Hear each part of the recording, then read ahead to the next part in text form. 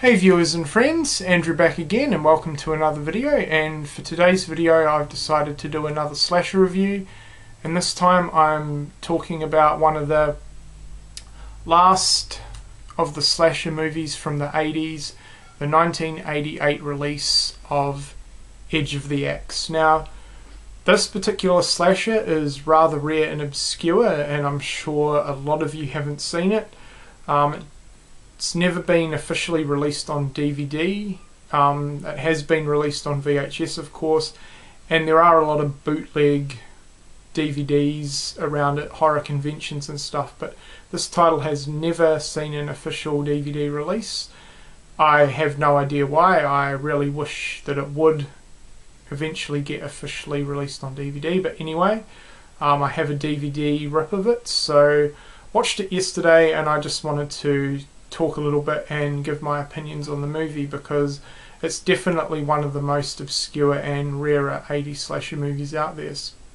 So storyline, it centers around two sort of teenagers living in a small town.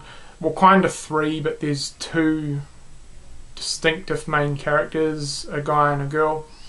And they're sort of forming a relationship together. They become sort of girlfriend and boyfriend throughout the movie, and yeah, it's just basically about this small town getting, certain members of the town are getting targeted from the killer, and as the movie goes on you sort of begin to realize why the killings are taking place. Not everyone's getting killed off. There's only certain members in the town that are getting killed off, and it all comes down to each of these people have had certain involvement throughout the killer's life, and it's basically payback, and that's pretty much the storyline.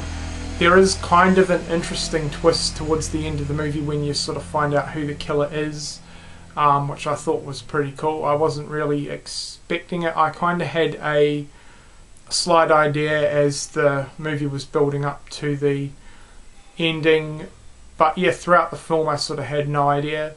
The killer did have a really distinctive look. Wore a mask, as you can see on the front there, just the plain white mask, and carried around an axe.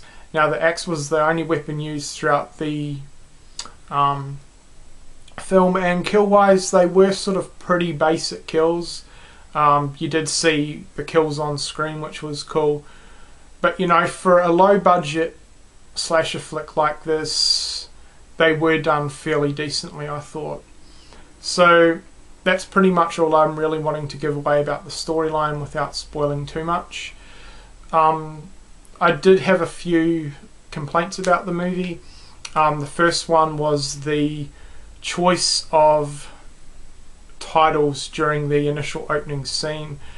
The titles were in green and the font was really bizarre.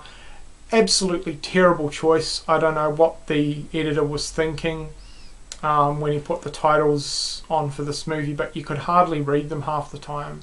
That was, yeah, pretty bad. The other thing that didn't really impress me was sort of the ending. Yeah, I wasn't overly impressed with it. It was really predictable. But other than that, I thought it was decent. Nothing amazing. It's certainly not one of my favourite slashers, but it's certainly far from being absolute garbage.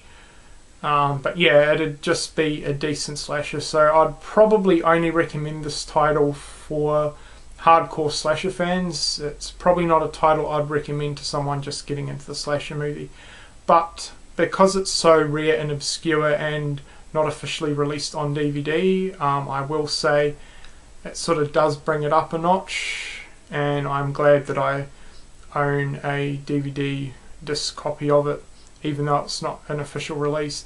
If it ever gets an official release, I will be picking it up. So overall, I would give this movie a 2.5 out of 5. So yeah, just sort of on the decent scale, but one thing that I was really surprised with was the characters and acting in this movie. For a low budget movie, the acting and characters I thought were really good. So yeah, that's just my quick impressions and review of the 1988 Edge of the Axe.